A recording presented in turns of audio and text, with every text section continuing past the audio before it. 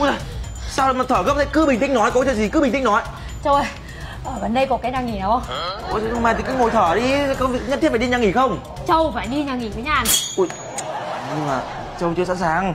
Chưa sẵn sàng thì cũng phải làm. Cái thằng đàn ông thì phải cứng rắn lên chứ. Sẵn sàng chưa? Sẵn sàng rồi. Ngồi xuống. Chuyện là thằng chồng của Nhàn ấy đang ngoại tình mà Nhàn chỉ biết là nó đi vào cái nhà nghỉ ở gần Hoàng Á Mobile mình thôi. À, vậy là Nhàn muốn đi nhà nghỉ với Châu để trả thù thằng chồng Nhàn. Phải. Châu đi vào đấy với Nhàn để xử lý bọn nó. Ui giời, sẵn sàng rồi mà không đi, tiếc thế. Thế thôi được rồi. Đây này, ở quanh khu vực này này, có đúng một cái nhà nghỉ đấy thôi. Bây giờ Châu với Nhàn đi vào đấy. Đi. Đi á? Ừ.